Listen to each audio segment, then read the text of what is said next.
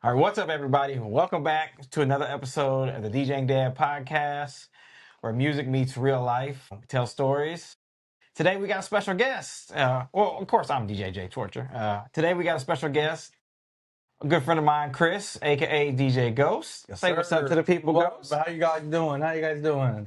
So today, we just decided we would kind of go out on a whim and shoot this episode. There's not really much planned for it, but we're gonna have a good time. I do got some questions that I'm gonna ask. See kind of how he feels about certain things, and kind of go back and forth, have a good time. It's been a while since I sat down with somebody and did a actual in-person podcast. Regardless, we're gonna have a good time. I mean, that's undeniable, and I'm probably gonna go kind of out on tacos after this. So if I have time, You have time. But if not, I might talk the wife into it because today is Taco Tuesday, so it's half off. You tacos. have to. It's half off. You tacos. have to. Yes. So anyway, so first things first. I know there's something I really want to talk about that bugs me about certain DJs and just questions I have. I want to talk about lighting. Okay. Lighting. How important do you think lighting is? Look, to me, lighting is almost just as important as your sound. Okay. Why do you think that though? Man, it's just your appearance. To DJ is not just your sound, man. Your appearance, the way you look, I think is just as important. We were just talking earlier about you bringing out your wash effects and stuff, and if people don't get the extra uplighting package, I'm usually bringing my uplights regardless, not for them, but because I like the uplights. I like the way it looks. But you also got to be careful with that too. And the reason why I say that is some venues have uplighting, right? And then I've discovered that some of the couples, the reason why they don't get the uplighting is because, and this depends on venue to venue, is maybe they're going for that rustic look and they have those little hanging round lights. So as far as like uplighting the room without them necessarily asking me for it, right? I wouldn't do that. But now I'm bringing up lights because I want to light up my setup. I want it to look nice and, just to have a kind of a focal spot for the DJ. It's like, okay, I'm here, but at the same time, I don't want to be, I'm here, look at me, because it's end of the day, it's our couples. It's their day, right. And there's always such a thing as overkill, like we were talking about our wedding Saturday. We don't want to go in there. As much as I want to put a light everywhere. Everywhere. It's got to make sense. And that's another thing. Lighting has to be strategical as well. 100%. Just throwing up some lights. The number one thing I hate the most, and I'm probably going to catch a bunch of shit for this, is the gig bar. I actually hate the gig bar, but I will say this. All of us have used one. Oh, 100%. Or have started with one. Well, exactly what I started with. But it's about evolving. It's like the gig bar, I understand people use that because of the simplicity and being able to set it up and break it down quick. But I'm going to tell you what. Setting that damn gig bar up behind me, I don't know how many times I've damn near killed myself on a damn tripod. Okay. And you get people that, I think, to me, if you're going to use a gig bar, it needs to be behind you. It needs to be centered. You can still make a gig bar look good. You can. But then you get these people that, you're set up here and they have their gig bar way over here. If you're going to use it, make it make sense. Yeah, and I think they're doing that just to try to cover the room, which is understandable because I did that once before too, and I hated it. Yeah. I didn't like it. But the biggest thing is with the gig bar, majority of the lights are unusable. They're trash. The wash lights are pretty good on them. Yeah. And the gig bar the moving heads on them, they're pretty, for what it is, compact, it's pretty damn good. Yeah. But here's my thing, like the derby lights, 1980s wants those lights back. Like, why are you using fucking derby lights?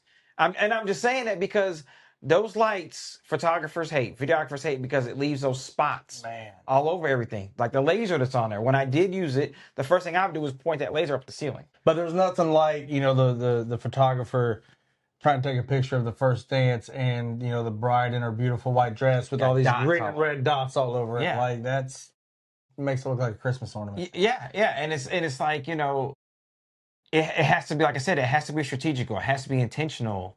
DJs running lights during ceremony. I've seen it. I've seen guys get bashed about. I've seen videos of it. It's like, why do you have your lights on during ceremony? Mm-hmm. Unless it's like a lighting for around the room that's, does something for the ambience, but I've seen party lights going during that, so That would piss me off. you figure that gig bar is what? Between $600 and $1,000? I don't know what they cost anymore. For that price, you can get 2 wash effects and a set of gravity stands and elevate your look and your lighting 1,000%. Yep. Yes, it's a little more to set up, but But how much long? I mean, what, an extra 10 minutes? yeah, probably about 10, that. 15 minutes? Especially if you get the... If you're not getting to a gig to where you don't have an extra 10 or 15 minutes, that's on you. I'm 3 hours every time. Every time. Minimum. Every time. Minimum. And see, my thing is now where the gig bar really falls short is, and there's a new one out, and I could be wrong. I haven't looked into it because I don't recommend them. I don't buy them. Whatever. Right? People come for me if they want to. We'll debate about that all day long. But the thing about it is the gig bar versus the lighting that you can purchase now for what you got into that gig bar is battery powered and wireless. Mm-hmm. So and that's another thing, you should not be, oh, they're going to come for me on this one too. You should not be using sound active mode on your lights. No. The only company, and I will say this, the only company that has a good sound active mode that actually works really well that I have personally seen is the Ape Lab stuff. Which if you're buying Ape Lab stuff, you ain't using no gig bar because that type of money there, it's like I want some of them just because they're nice, but that's big money. But with all that being said, is we're going for simplicity. Well, everybody says, well, I can grab a gig bar and it'll fit in my car. Okay, well, guess what takes up less space in a gig bar? 2 gravity stands. 2 gravity stands. Yeah. 2 gravity stands. You got the plate and you got the pole. You can put them in anything, a Honda, whatever you got. And you can get a pair of the Pro X ones for like $300. My biggest thing with the gig bars, man, is the people and wire management in general. But the wires, like people don't zip tie them down. They don't take the time to make the wires look good from light to light. And it's tough on there because the way they have it mounted, it's tough. And so you got all these wires sticking up there. So even if your gig bar is a higher end and it does look nice, you still got all those wires up there, and it just takes away everything that you just spent all that money on. And to me, I've seen DJs with beautiful setups, custom booths, toad booths, bun booths, and then they set up a gig bar. And I know how much you spent for all the other stuff, especially speakers and things like that. I'm thinking, it's like putting Dayton's on a Cavalier. There you go. Why did you fall short on the lighting? You know what I'm saying? And it's like lighting is more important than a lot of DJs realize. Mm-hmm. I think lighting changes the room, changes how you feel, just like music does. Yeah. It brings the room alive, and especially when you highlight certain things in the room. So when it comes to me, like when I go in a room, I'm like, okay, what can I, especially if I'm limited on where I can put up lights, because I hate going in a room where I can't set them out evenly, where there's stuff in my way. And you don't get that with some of the like bigger ballrooms and stuff like that, because they're more set up for that. Really?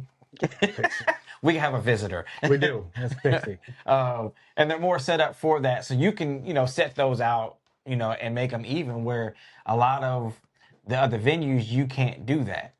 You have to kind of... Girl, what are you doing? I guess we'll hang out with let Pixie hang out for a little bit. I guess we'll just let her hang out. So we have an uninvited guest, but it's all good. We'll keep it going. This is Price. I tried to block the dog, and she just came. She doesn't. She's determined. She wants to be center of attention at all times. But so the thing is like when you do uplight, and that's what I mean by strategical, is okay. Make the room look good, or are you going to have your lights moving with sound switch or the wolf mix during dance time? And if you are, then for me, I like doing the chases around the room. Some couples only want the uplights to stay one color all night long. And that's something you have to work out with your couples. But you also have to be able to utilize the uplights in a way to where it transforms, party time. Because you can do a really nice wedding with minimal lighting. It's just all about how you do it and how you utilize it. I mean, these wash lights, you can do almost anything with nowadays. And you don't have to have movers or spots, Do I love my movers? Love my Absolutely. movers, man. Absolutely love them. And I hate doing gigs without them. Yeah. But sometimes, and that's another thing, sometimes I'll go in a place or I'll go, because some things I will do is if it's a venue I've never been to and I'm unsure about it, I will go check out that venue beforehand. That way, I think that's smart to do regardless. yeah, you know the load in, you know how things work. You usually meet the point of contact that day, and you can kind of get an eye for the room. There's been venues where I've walked in, I've expected, I'm okay, I'm gonna bring movers, and I'm gonna bring the wash effects and bring this, and I walk in the room and I'm like, movers is gonna do me no good in this room. Either it's too bright if it's during the day, or it's just like, okay, there's too many things obstructing it. There's no point in me doing movers. So do a nice wash, which is why I suggest investing in wash movers as well, which is something I want to get eventually too. Like the Pro Effects Hex 2s. Those things will light up a football stadium. They're so freaking bright, and you can utilize those. So kind of back to what I was saying with the gig bar, you figure you get those gravity stands that Pro X makes, $300 for the pair. You get them in white or black. And then the Pro X Wash Effects Hex 2s are $250 or $279 each. That ain't bad. So you're at almost the same price for a gig bar. But now you have a better, cleaner look. You can light up any room. With the gig bar is very limited, And if you're doing birthday parties or something small, and that's what you like, go for it. I mean, if that's what your client is okay with as well. Yeah, some clients are cool with that. Yeah. Like, not everybody's, the same, but it's just kind of your preference. And, as long as your client's happy at the end of the day, That's all that matters. That's what it's all about. It's just trying to put the knowledge out there as there is other options. Because that's what I hear a lot of DJs say. Well, it's the easiest way, or it's the quickest setup. And it can be. It is. And like I said, I've used a gig bar. I've used an actual gig bar, and then I personally bought, because I didn't like the derbies and stuff, so I didn't have money for like dance floor lighting. So I bought the gig bar, it was the Flex Wash or something. So it was just 4 wash lights. That thing was bright. It was great. You know what I'm saying?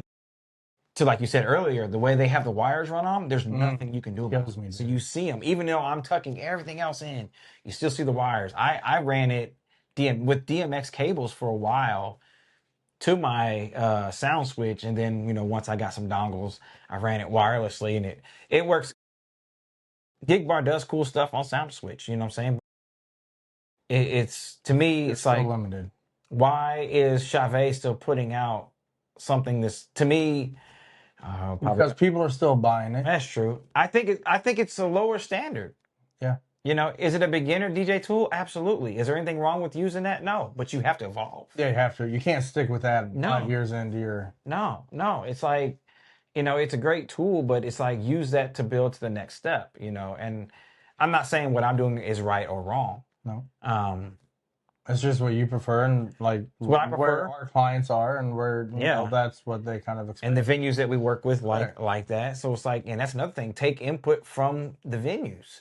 Because if you are watching a coordinator, a planner, anybody in the room, and they're scanning the room with their phone, they're taking a video, and they stop before they get to you, that's not a good look. Ask yourself some questions. Yep. Ask yourself some questions. That brings me to the next thing, since we're talking about that. Appearance. As far as the DJ setup, how do you feel? Do you think that makes a big difference? 100%. Okay. 100%. Appearance is, like I told you, and like when you asked the first question, appearance is just as important as sound. Like, you can't, just because you have a good sound, man, if you show up sitting on just a fold-out table with a sheet on it. I've done that. See, I started there. See? Why do you think I brought it up? Yeah. I was there. I literally, when I started, and I showed you, I had my little mixed track Pro by Newmark. Yeah. But I had a folding table, and I'm 6'3". Folding tables are short. Yeah. Bro, I had my brother build me 2 wood boxes. Uh-huh. One of them that my mixed track Pro sat on, the other one my laptop sat on. And then I literally put a sheet over it. And then I know a guy that still kind of somewhat does that, but he makes it look good. You would never know. And you know what? He even puts his monitor speaker right in front of him, and he covers it with a white sheet. But the way he does it, I never knew it was there until he showed me. That's crazy. But he also, I think he now uses a facade. He's trying to get a better booth and things like that. He's wanting, to build up, because I just think, man, a facade is the way to. Even mine. Mine's not fancy. When I got back into doing weddings, there was a company I worked for a little while, and their setup was basically you're setting up on a 4-foot table with a black cloth. They give you everything. And the first time I seen it set up, I was like, I'm not okay with this. See, and speaking of going back, they gave you a black cloth. I know how you feel about black setups. But here's the thing. It's like, for birthday parties and certain things, yeah, I think black could be fine. I did a black setup at the networking event I just did. I did an all black setup. Right. And it looked good. It fit for that event. But not for weddings. Not for a wedding. And not for as many lights as I have, because I can light my booth. But kind of going back to that, when I seen that, I said, this is not, I wasn't a beginner at the time. I'm not trying to knock a beginner, but I wasn't at the level where I felt like, okay, this is okay for me. And where I was trying to go. Let's put it like that. So I went out and I bought a Pro X 5-panel facade to put around my 4-foot table.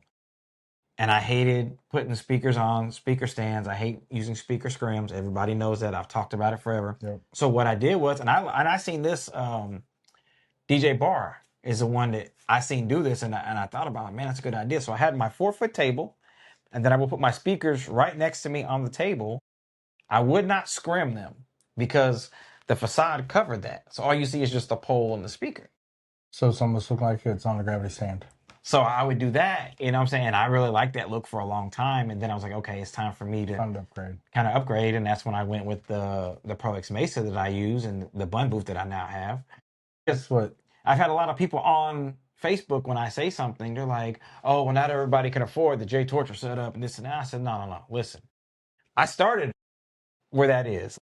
My thing is, there's guys I see that have been in the game as long as me or a little bit shy of how long I've been in the game, and your setup still looks the same. Right. You got to evolve. I don't give a shit what no DJ says. Setup changes. It makes a difference. I can definitely charge more for how my setup is. Right. I can definitely charge more, and it's been proven. And even we had a situation where one of our venues, we changed our setup one time. And she came to me. Exactly what you're talking about. She came to me and she was like, hey, I don't like that. I like your other setup. It's more streamlined, what you guys been doing. The white and the way it looks and lit up. If the venue and the coordinators are paying that much attention, yes, the client may not care as much. That's everybody else's other argument. The client doesn't care. The client doesn't care. No, but the venue helps book you. And if they're not happy with you, then... There you go. There you go. I mean, that's a quick way to get off somebody's list right there. Or not be able to get on the list at all. Right. Like taping down your wires and doing all that crazy. Like the stories that I hear from these venues and photographers and coordinators and planners, some of these DJs should be ashamed of themselves. Mm-hmm. Like, it's like you have to look at it. And I stole this from Nick Spinelli. Every wedding is like Super Bowl. It really is. It may not be to you because you're doing the same thing every weekend. And that's another thing I want to touch on too, is people get mad at me when I say certain things, but you got to understand, I do 50 to 60 events a year and the majority of them are wedding and corporate events. Right. And if I'm doing that constantly every year, it's obvious I probably know a little bit of what I'm saying. Not to be a dickhead or an asshole, but the experience shows. Yeah, and it's like I tried to, teach DJs and help them, and I've even sat down with DJs and gave them the entire game plan and watched them do nothing with it. I've watched guys that are so talented, and one of them now, he is starting to put some of it to use. I do pay attention to that. I'm not going to mention his name because he's a good dude. He's good at what he's doing. He's just trying to figure it out. But it's a lot to figure out. It is. And it's a lot. It's a lot of moving pieces in weddings. Everybody thinks, oh, wedding is just so boring. Listen, not mine. Not mine. Okay. Listen, they'll tell you, you book me, you getting a party, Sure. But it's evolved so much now. The weddings, the couples, they want a party. 100%. That's honestly when you and I do our wedding shows and we ask them, and we have that survey that we give people. One of the most basic answers that we always get, that is always the same, is what are you looking for out of your DJ? And they're 9 out of 10 times their answer is when it's time to party, we want the party. Yeah. They want the mixing. They want to feel like they're at the club. Like, Mm-hmm. this is their people's biggest day of their life. They want Exactly. to make the absolute Yeah. best out of it. And they want to have the most fun possible. And that's just what they want. Well, man. and also what DJs have to realize too when it comes to weddings is, yes, you can DJ your ass off. That's fantastic. That's great. Got to read that crowd though too. Man. Not just that. I'm talking beforehand. You have to be able to do everything else too. You have to be able to MC. You have to be able to control the room. You have to be able to work with other vendors. Like, it's not just I'm going there to play music. There's a lot more to weddings. People realize I prepare for weddings 3 weeks out, sometimes longer. Yep. You know what I'm saying? And that's doing calls and just curating music. The wedding we got going this weekend, I've been working on the music for this wedding for 2 months. Yeah. Because I'm gonna give you something that I should have been using a long time ago that I was not using. And in our app, I asked them a question and it said, ask them what year did they graduate high school. I've noticed that. So, and that says a lot, because that says a lot about their genre. Their music. Well, not just that, the music. So so this is what I did. As I went on Spotify, just to kind of see, just to test the theory out. Went on Spotify and I did the year after they graduated, the year they graduated, junior, senior, freshman year. I did all those years, the top 100 songs, and kind of went through them. So now I can build a playlist. Well, let's not call it playlist because I don't do all playlists. Right. I can build crates in Serato with all these different songs and genres because I know what genres they want. So now I can go in and say, okay, these were the years them and their friends were in high school. Those are years that we all remember very well. I had a good time with, especially if they've only been out of high school a couple years, 5-10 years. Yep. So I'm using that data in order to then make my life easier, but make their party better. You know what I'm saying? Me, man, I graduated in the 90s, 99. So if I heard like Rump Shaker, man, that just takes you back there you go. High school dances. Yeah. Like rolling around with your friends. Yeah. Like that just brings back so many good memories. And that's part of preparation with the wedding. Yep. Like, you have to prepare because it can go south really quickly. Mm-hmm. It's like, and I've learned hitting them super hard at the beginning sometimes can bite you in the end because you burn them out. Yeah, now, if kill all the energy. Yeah, well, and if you only have a certain amount of time for open dancing, like say it got shortened to an hour, go hard. Go hard the whole hour. Give them all. But you have to learn how to move around the music with the genres and the couple and how they want things, to be done. But at the same time, just that preparation, there's so much that goes into preparing for these weddings. Because there's so many good songs, like, you can have them going. You can bring them down a little bit without killing it. Like, you throw in, like, Buy You a Drink after, Snap Your Fingers or something like that. Like, even that's though it's... wordplay. Oh, that's one of my favorite wordplays. But...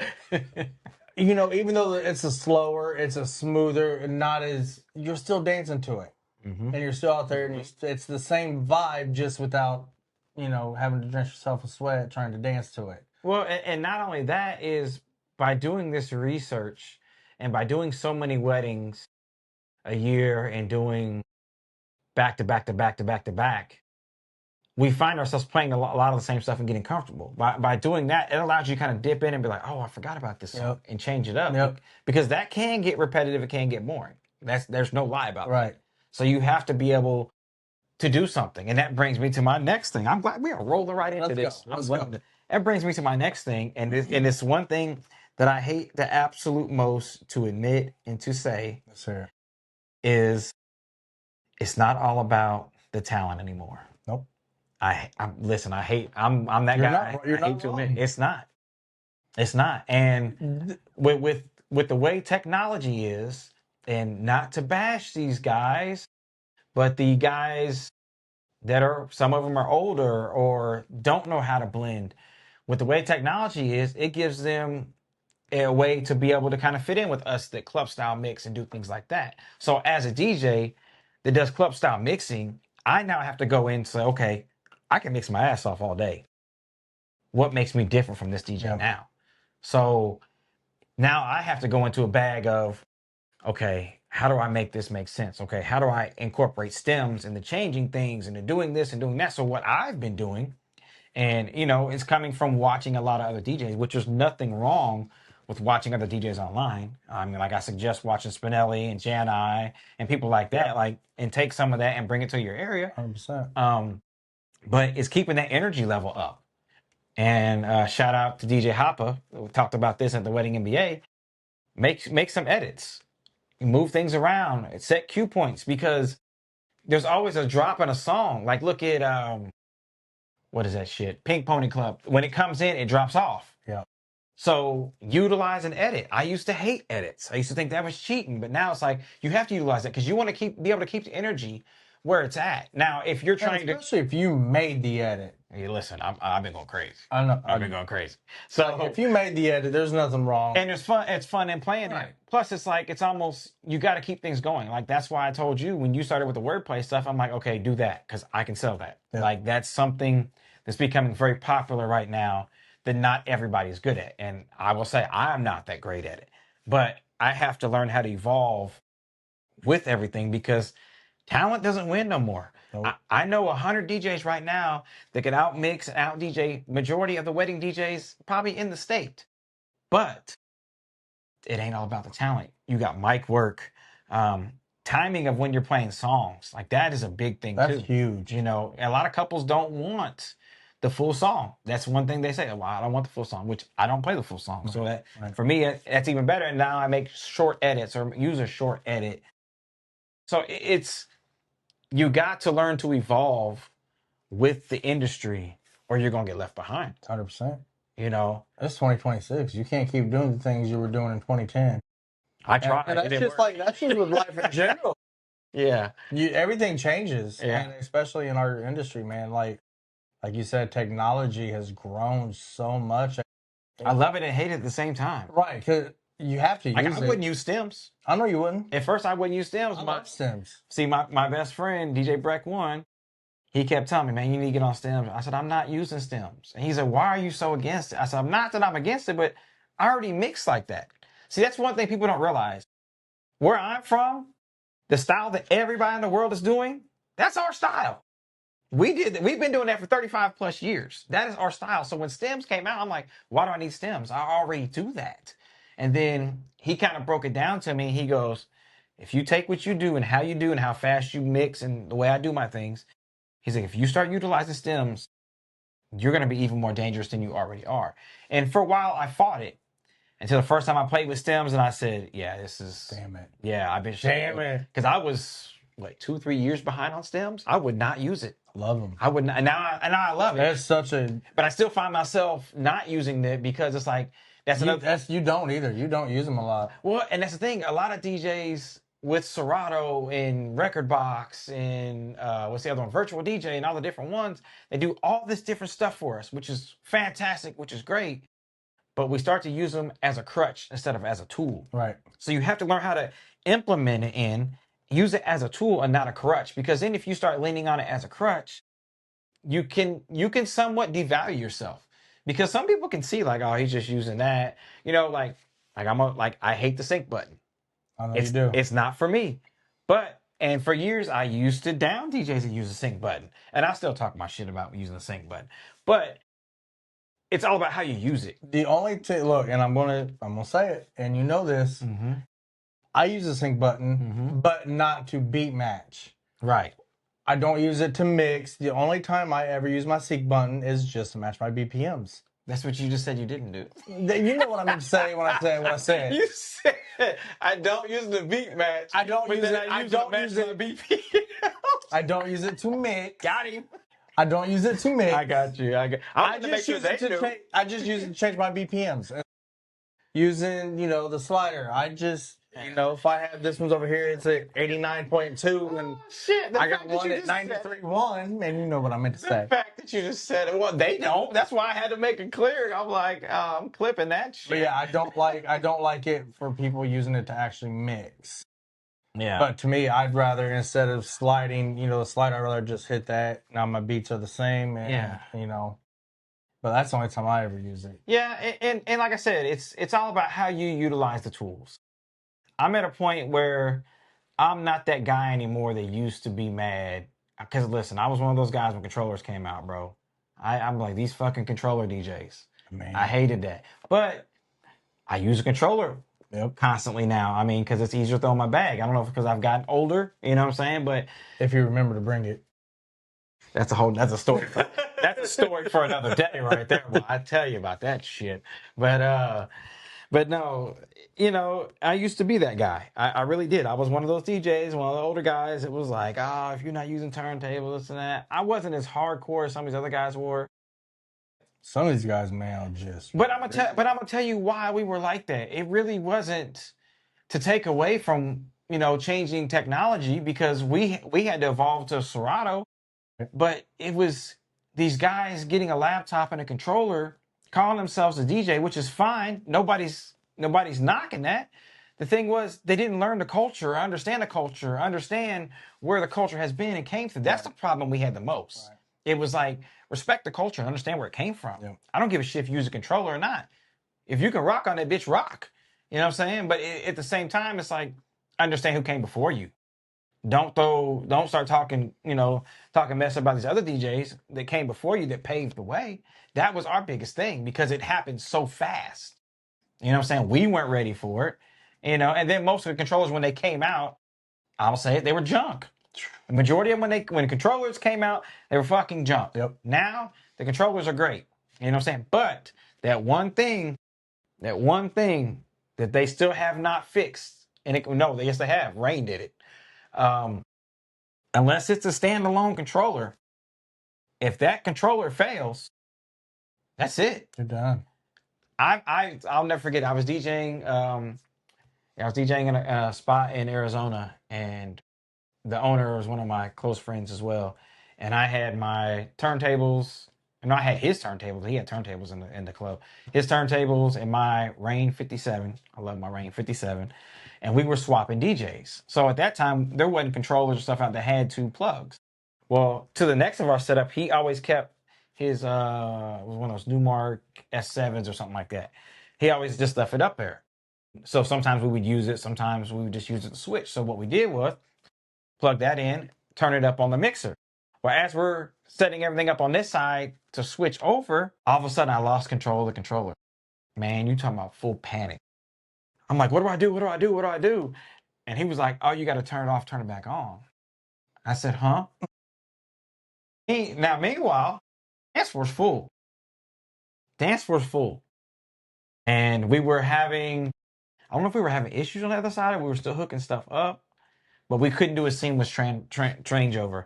So I literally... Changeover? Yeah, you know what I mean. Changeover? Yeah, you know. Call me out, I'm going to call you out. Hey, it's all good. So we literally had to get on the microphone because I knew it was going to happen. Yep. And I hit that button. Everything stopped. Lights stopped. Everything stopped. Everybody stopped. Heart stops. I mean, at this point, there's nothing we could do. Right. Because the song was running out. And I couldn't do anything. The controller just completely did its own thing. So that's the biggest thing for me about the controllers. It still scares me about mine. Because that can happen. You know what I mean? That can happen. And that's the downside to an all-in-one. Where I've had nights before where I had 2 needles go down in the night, and I DJ'd with my mixer and my laptop the rest of the night, and nobody knew the difference. Now, I wasn't doing no tricks. Right. I'm still kind of, blending shit here and there, but it's like nobody knew the difference, as far as my stuff being broke, because I could turn that off. With a controller, you can't. That's the thing, man. That is the thing. Them all-in-ones, man. They're all-in-one, but when they fail... See, I don't lie. I'd rather carry my laptop and have it. I'm sure the all-in-one would be nice, having everything, on your hard drive right there on the controller. But like I said, man, I like having my laptop. No, I'm saying the all-in-one controllers, because it's all-in-one, your mixer and your turntable. Okay.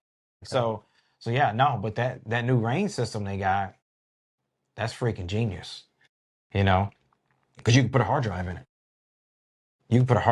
it. So if you can DJ just off of that, you can DJ with your laptop. So Rain has done that now.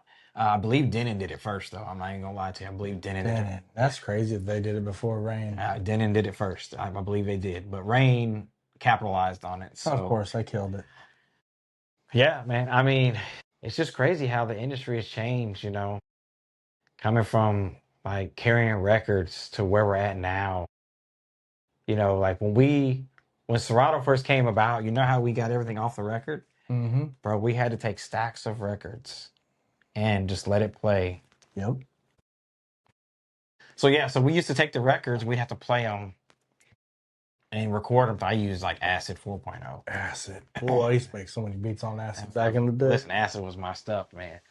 But I mean, as far as that, I mean, it's constantly evolving. I believe we will be, before 2030, we'll be completely wireless when it comes to DJ setup. I believe it's That's coming. crazy to think about too. It's almost here. It's coming. I mean, look at Alpha Theta. Their controller, battery powered wireless. All of our speakers, you can get battery powered and wireless now. It's just I'm talking on like a full on, like, big. God, that'd be nice though to not have any wires, but at the same time, it scares me. Like, excuse me, like the battery powered. Like, what if something happens and, like, you know what I mean? Like, it's having that plug in is an extra little sense of security. Going all battery powered, man, that would. There was nights where I used to run the JBL Eon 1 MK2s, and they were battery powered. And there's nights where I would look down there, I forgot to plug it in, and it ran the whole night. It was fine. But when I'm talking wireless, I'm talking audio, everything. Yeah, it's coming. I mean, look at the whole streaming deal. I don't want it to go to streaming. Oh, it's coming though. Look, I did that. My first wedding back, I did that. And when I got there, and I didn't have my own Wi-Fi. That's one thing. Carry your own Wi-Fi, DJ. Carry your own Wi-Fi. I have my own Wi-Fi with me all the time. When I got to the venue, I said, and a little backstory, I was out of the game for 8-9 years. All right, and then I got back in. I didn't have a music library built back up. So you had to do what you had to do. So I had to do what I had to do. Mm-hmm. And so I streamed. And, when I got to the venue, I was on the Wi-Fi. It was great till everybody got there. Huh? It was great. Dude, sound check was great. Everything was phenomenal. Till everybody got there. And everybody, like that Wi-Fi code. Right. And then, I'm sitting here loading a song. And it's just spinning, boy. Or like, just moving so slow. And I'm like, what is going on? Like, it would take half this song to load the next one. It's coming. One and done. One and done. It's coming. I see guys using it. I can't depend on it. No. I like my music being on my hard drive. Hopefully it gets to a point where you have the option. But the big deal with the record pools and stuff like that, they're trying to control a lot of stuff. So it very well could come down to it. And that's a scary moment, because now you're depending on another piece of technology, which we have so much wireless, Bluetooth and stuff now, which is fantastic. But you start throwing all of that into the mix. Troubleshooting a Bluetooth speaker opposed to troubleshooting your song not loading from streaming is a whole different ballgame. Yep. I can DJ with one speaker. Right. But can't DJ without a song. Yeah, so I don't that streaming, I don't like it. No, I did it the one time. Good. I don't like it at all. I learned the hard way that that's just not for me. It's not for me. Not for me, man. But like you said though too, if you have your own Wi-Fi, but then what if your Wi-Fi goes out? Well, and see, that's another thing. So my Wi-Fi, shout out to Verizon. I use Verizon, and their business Wi-Fi, my box is battery powered. Right. So if I have it charged up, it'll last 2 to 3 gigs. I've tested it. But it runs off cell towers. So if I don't have service on my phone, that means my Wi-Fi don't have service. Right. If you're out there in Brown County or some of those places that we've done, like... I think it worked in Brown County. But there's places where I've got where it's been spotty or didn't work right. And, you just have to bite the bullet. If you have to, you have to. Mm-hmm. But it's definitely not something that I would strictly be like, well, I just stream only. And So let me ask you this. I got some questions now. I just thought... So kind of shift gears a little bit here. Tell me your top 3 things that a DJ should invest in early on. A good laptop. 100%. Okay. A good laptop. good speakers, Okay. some lights, man. Like Really? Those are your top 3? mics. Okay, there you go. There you go. That's what I was looking at. Microphones. Good microphones. Microphones. Listen, they are not all created equal. And like even if, like what we're wearing right now for ceremonies, I don't have this for the ceremony. I have the one that goes behind the ear. Mm-hmm. Get something wireless though. So Because there's nothing worse being in a ceremony and a photographer trying to take pictures, and in the middle of the bride and the groom is a mic stand with a microphone on it. been there, done. Or you have the officiant holding. Mm-hmm. If you have the officiant holding it and you got a book in this hand, it's just so much. It's not personal. Awkward. It's awkward. Yeah. Mm-hmm. It doesn't make for good pictures. Well, my thing is with the microphone, not just that. Oh, the sound. It's the sound quality, the speeches, the toast, you speaking. It needs to be heard, because that's one thing everybody in that room is going to remember. Yeah. You DJ'd your ass off, but damn, we couldn't hear nobody when they hear toast. right. You know what I'm saying? Like, and if you have a best man, and a lot of the toasts are funny, but then there's always that sentimental moment. Mm-hmm. And that sentimental moment is something that they're really going to hear. The bride is going to take that to heart. The groom and the best man are, they're sharing a moment of something they did when they were kids together. And you need to have that 100%. Yeah. Because, I'm gonna shit on some mics here really quickly. I know which one you're about to. No, you don't. No? This one's gonna surprise you. A mic I recommend that you do not buy, and I know somebody's gonna come for me because they're gonna say I've been using these forever, is the BLX line of Shure, which is an entry level mic, which is it's entry level. That's fine, Right? If you're doing birthday parties and backyard parties. But at a wedding where things need to be clear and heard, the thing about those are, I believe the way they explained it is they're line of sight mics. So if the receiver is here and you're here, or the person speaking is here, you're not going to have any problems. But they only go so far to where things start to interfere. So not that they're a bad microphone, because I've used them, they're good microphones, but they're not built for the best man standing with there. Exactly. Give corporate parties and things like that. So you have to be aware of that. So some people will say, well, I can buy a dual set of Shure BLXs for $500. And then they're like, well, it costs for an SLXD for one, it costs me $700 or $800. Do what you pay for. That it does. And listen, I will put my right hand to it. It's like different. Those microphones you bought last year. I'm gonna get to that. They were cool for a minute until they weren't. You know what's crazy? You know what? I'm gonna talk about that here in 1 second, because I got a story for that. So, what I do want to say, like the PGX line that Shure had because they discontinued it, was great.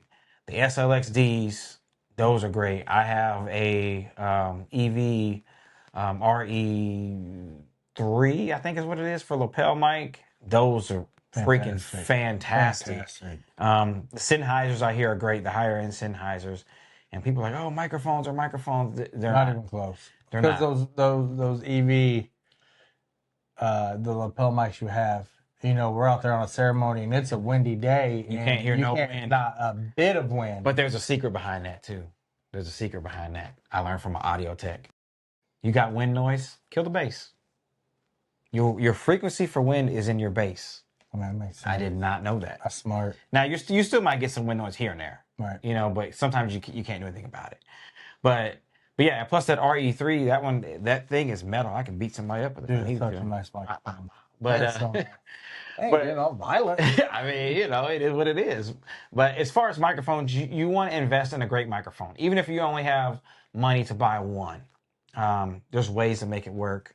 A lot of them you can buy one and buy the lapel separate and program the lapel, to work with that as well back and forth, which is what I did with my PGX mics for a long time. I have a lapel for it and a regular handheld.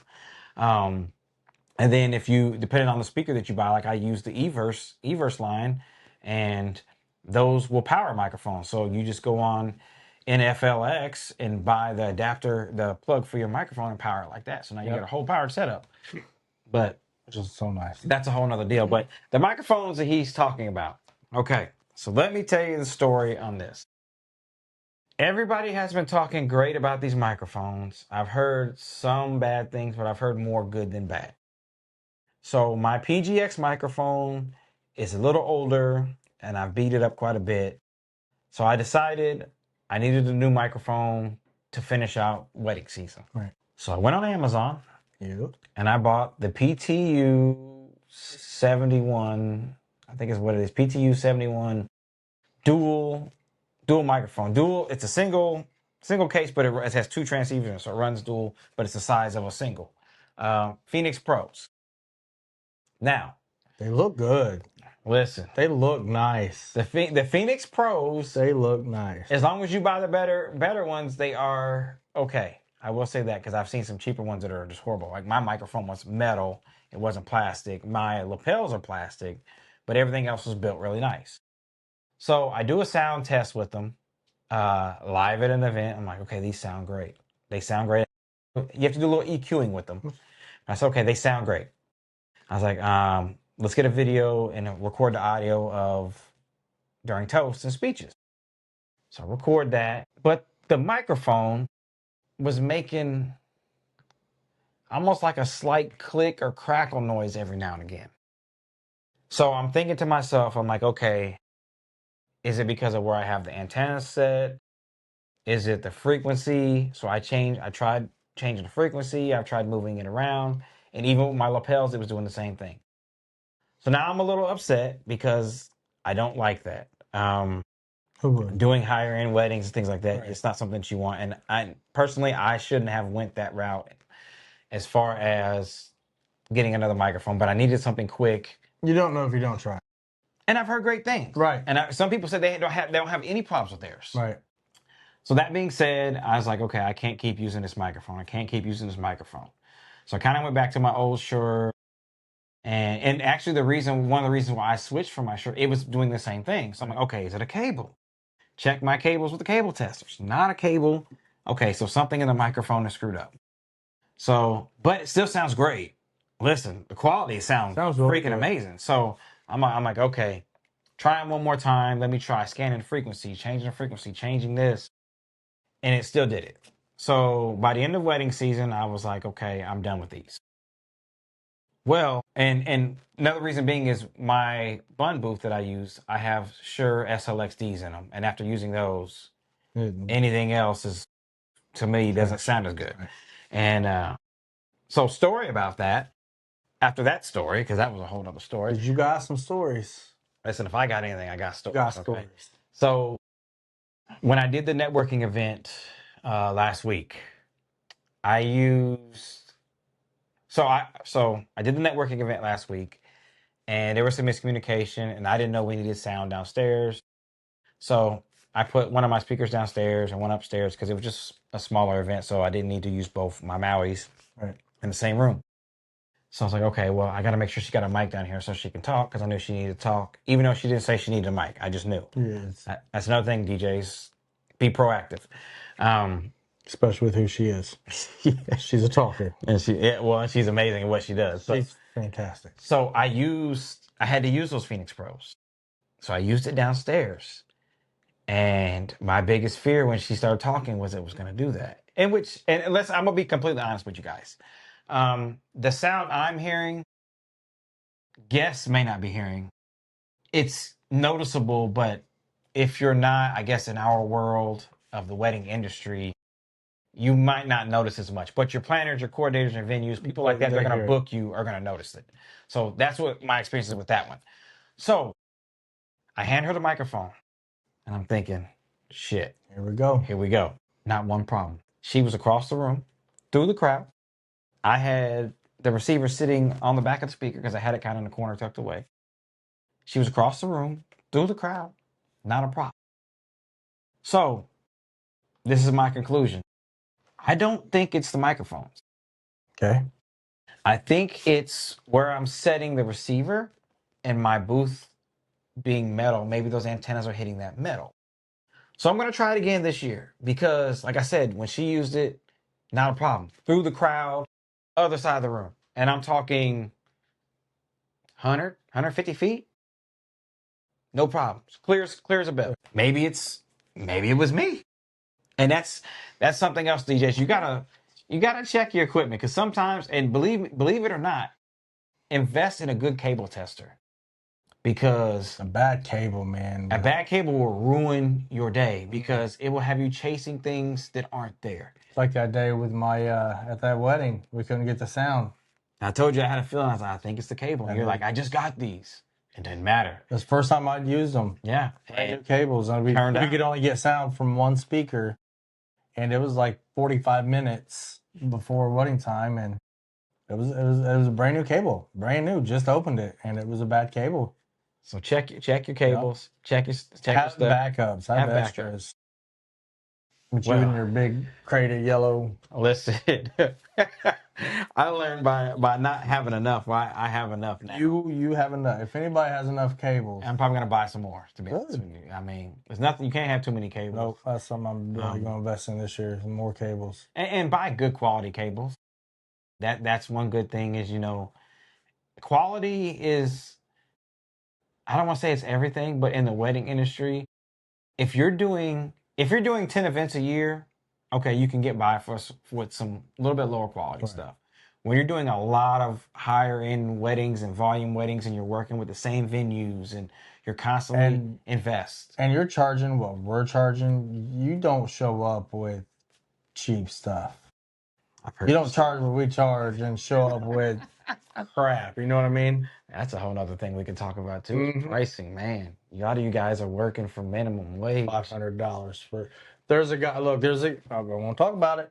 There's a guy on Facebook. We're in a lot of wedding, sites on Facebook. Indie weddings on a budget is one that keeps constantly popping up. But you also got to remember, before you go into that, it's indie weddings on a budget. So those people, right? They're looking for, but this guy is also on all these other platforms. Trying to find, I know who you're talking about. I sent you him. He will charge $500 all day long. He will start from 8 a.m. to midnight, and he's going to charge you $500. He uses like a JBL party speaker that has lights in it as his main speaker. But some clients are good with that. That's yeah. So that's something I've learned. I've learned that is you got to sell to your client, to who you want to be your client. He's trying to sell these. Yeah, you're right. When you're trying. And it took me a while because I used to take every gig, but now it's like, okay, there's certain clients that aren't my clients. There's certain clients I'm not their DJ. And vice versa. And you have to price yourself for the clients that you want to attract. But in that saying, if you're going to price yourself at that price point, you also have to have lighting. Setup has to look good. Yep. Doesn't have to be expensive. That's one thing DJs fail to realize. Your setup doesn't have to be expensive. It can still look great and be budget. But it's got to look great. It's got to be dependable. Yeah. And you attract the clientele that you want. Like some guys get mad because of their clients. Well, you're attracting that type of clientele. Yep. There were certain venues we didn't want to DJ in no longer. So like you're saying, you won't, no offense to these people, but you won't do, American Legion weddings and I don't like to because I feel weird in there. And that's nothing against the people. My family's military, my friends, everything. I feel odd. Maybe it's just me. I feel odd being in those places and DJing. Because to me, it feels like, and I could be wrong, but it just feels like we shouldn't be in here doing a wedding or celebrating, not necessarily celebrating, but I don't know, just those type of events in that type of place where, that's to honor people. It's kind of to honor people and things like that. Yeah. And that's just kind of how I feel. And that's my opinion. I mean, everybody's, that makes sense. And I don't care to do barns. You know what I'm saying? Like that's something I've did for years, and now I've priced ourselves to where we don't do those certain things. Call me bougie or whatever. But it's like you have to price yourself for the client that you want. But if you're going to price yourself for that price point, you also have to be able to bring that value. That's something DJs don't understand. You have to learn how to bring the value. Yep. Like, I can't just go out here and say, I'm going to charge you $5,000. Okay. Why? What's your value? Why should What it am I just, getting for yeah, $5,000? you know what I'm saying? I'm going to show up with, I do charge up around that point, so it's like for that, I'm bringing out my bun booth. I'm bringing out all the nice setup, clean. It's probably going to be all white. Yes. That's you know what I not mean? probably, it's 110%. But I'm going to bring out the higher going end to be all things white. because that client's expecting that. Yeah. You're expecting. You get what you pay for. If I'm And you paying do. $5,000 for one day, I want that top quality and Yeah, I exactly. want that filet mignon. Exactly. So yeah. So at the end of the day, you know what I'm saying? Just really kind of evaluate yourself. Have somebody else that's not a yes person or yes man. Somebody can be Evaluate you. honest. It's gonna tell you the truth. Even like about you, you'll keep it real. Listen, bro, I don't give a shit who you are. I'm gonna tell you how it is. Yep. And I have people that do me the same way. My best friend DJ Breck one. As much as I talk shit to y'all, listen. Same way. And listen, that's why, because I'm like, that's why him and I are such good friends, because. But you're not going to grow without that. Right. You got to have some criticism. Right. And you got to learn how to take it. You know what I'm saying? So it's like, even if you think your setup is great, take pictures of it, show it to some coordinators and some venues and ask them to give you your honest opinion. They may say, hey, if you change this like this will look better. And that may get you 10 more gigs that year. It's like, you gotta be able to take the criticism. It ain't nothing personal. No, not at all. That's what people don't understand. Not at all. Man. You have to grow. At 25 plus years in this game, I'm still learning. And I had the same conversation with you may or may not know him, but I'm sure you've heard his name, Jim Cerrone. And I see him at networking events, and him and I were talking about that. And Jim Cerrone has some years on me, and he's learning from us just like we're learning from him. Yeah. Mike Walter, when went out to Vegas, he did a thing on the intros and was talking about different intros and how to do your intros. And bro, I brought that back here. And clap on time if you're ready to. No, not that. It's the timing of when you bring them in. Okay. Like the way he showed the video and the way he talked about it, I'm like, okay, so I've been doing this wrong. Now, I don't want to say wrong. I've been doing it my way. Right. But the way that he did it, it elevated it. And that's what you want to do. You want to elevate. A lot of guys don't want to elevate. They want to stay in that same lane, which is fine. If that's where you want to be, then don't complain. Shut the fuck up. Yep. If that's where you want to be, don't complain. Because like I said, people will say to me like, oh, we don't have the J Torture setup. We don't have this.